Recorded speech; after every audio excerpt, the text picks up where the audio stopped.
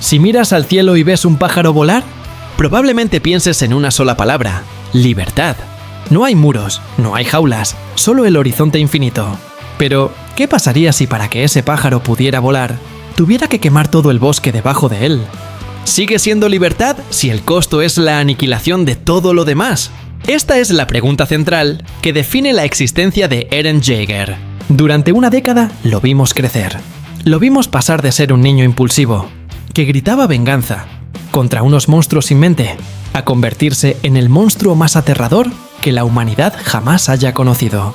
Pero la verdadera tragedia de Shingeki no Kyojin no es la guerra, ni los titanes, ni la política. La verdadera tragedia es que el personaje, que luchó con más violencia por ser libre, terminó siendo el único personaje que nunca tuvo elección. Bienvenidos a un nuevo expediente en el Databook, Geek. Hoy vamos a diseccionar la psique fracturada de Eren Jaeger para entender cómo el héroe de la historia se convirtió en el villano final y por qué su cruzada por la libertad fue, desde el principio, una marcha fúnebre hacia su propia esclavitud. Para entender el final, debemos volver al principio. A menudo cometemos el error de pensar que Eren cambió. Decimos que la guerra lo corrompió, que ver morir a su madre lo rompió, o que las memorias del futuro lo volvieron loco. Pero si prestamos atención a los detalles más oscuros de la obra de Hajime Isayama, nos damos cuenta de una verdad incómoda. Eren Jaeger no cambió. Eren Jaeger simplemente se rebeló. Pensemos en el episodio donde Mikasa es secuestrada siendo niña. Eren, con solo 9 años, no llama a la policía, no busca ayuda. Eren entra en la cabaña y asesina brutalmente a 2 adultos con una frialdad táctica impropia de un niño. Y cuando su padre, Grisha, lo confronta horrorizado, Eren no llora ni muestra remordimiento. Él dice: eran bestias con forma humana. Desde su nacimiento, Eren ha tenido una brújula moral binaria y absoluta. Si intentas quitarme mi libertad, yo te quitaré la vida. No hay negociación, no hay término medio. Esa naturaleza violenta e inquebrantable siempre estuvo ahí, latente, esperando el catalizador adecuado para explotar a escala global. El primer acto de su vida se define por la jaula. Los muros María. Rose y Sina no son solo barreras físicas para protegerse de los titanes. Para Eren son un insulto a su existencia. Mientras que personajes como Armin miran el exterior con curiosidad intelectual, queriendo ver el mar o los campos de hielo, Eren mira el exterior con ira. Para Armin, la libertad es ver cosas nuevas. Para Eren, la libertad es eliminar a los que me encierran. Esta distinción es vital. La motivación de Eren siempre fue negativa: destruir al opresor. En lugar de positiva, construir una vida. Su famoso grito de guerra, Tatakae, pelea, no es un llamado a la victoria. Es un llamado a la supervivencia a cualquier costo. Durante las primeras 3 temporadas, esta ira nos pareció heroica porque los enemigos eran titanes irracionales. Era fácil apoyar a un chico enojado cuando el objetivo de su odio eran zombies gigantes que comían gente. Pero la genialidad de Isayama fue cambiar al enemigo.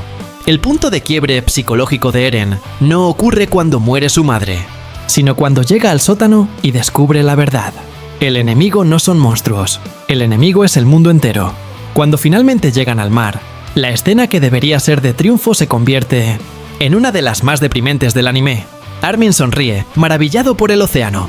Eren, con la mirada vacía, señala al horizonte y pregunta: si matamos a todos los enemigos que hay al otro lado, ¿entonces seremos libres? En ese momento, Eren se da cuenta de que la jaula no eran los muros. La jaula es su nacimiento. Haber nacido como Eldiano, como un demonio de la isla, significa que el mundo entero desea su extinción. Y bajo su lógica binaria de tú o yo, Eren llega a la conclusión de que la única forma de asegurar su libertad es eliminando la libertad de todos los demás. Es una lógica sociópata, sí, pero dentro de su mente es la única lógica posible. Pero aquí es donde entra el factor más complejo y trágico: el determinismo y el poder del titán de ataque. La revelación de que el titán de ataque puede ver los recuerdos de sus futuros portadores cambia todo el contexto de la serie. Eren no solo ve el futuro, Eren crea el pasado. Descubrimos que fue él quien manipuló a su propio padre, Grisha, para que matara a la familia Reis y robara el titán fundador.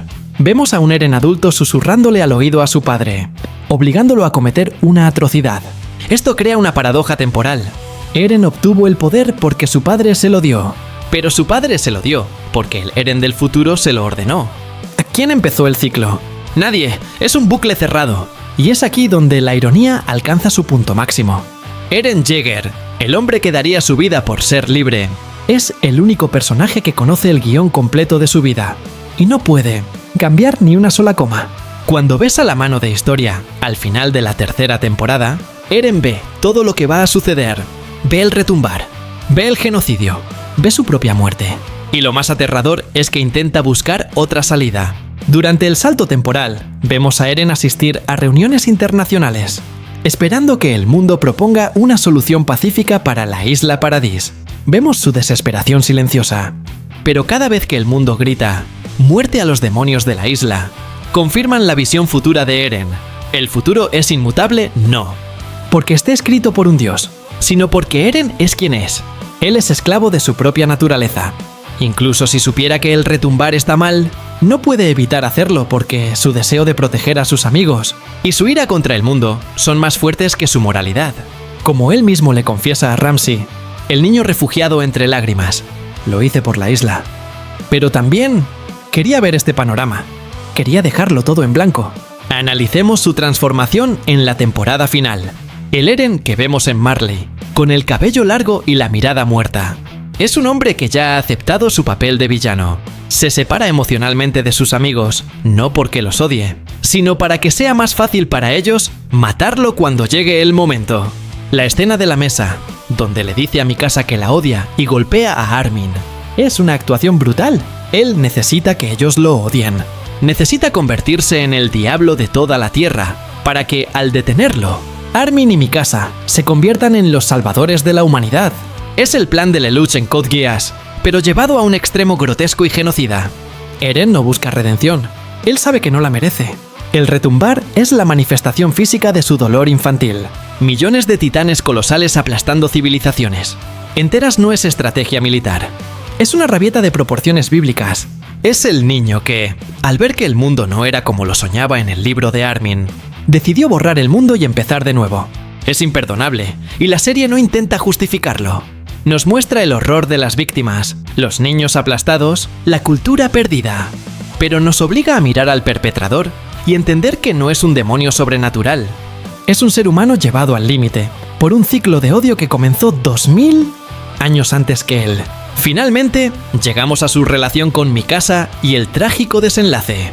El amor de Eren por Mikasa es la única ancla humana que le quedaba, y sin embargo, es lo primero que debe sacrificar. En su conversación final con Armin en los caminos, vemos al verdadero Eren por última vez. No al jefe, no al titán fundador, sino al chico patético y asustado de 19 años. Llora, patalea y confiesa: no quiero morir. Quiero estar con Mikasa. Quiero que ella solo piense en mí por 10 años más. Es una confesión egoísta, inmadura y dolorosamente humana.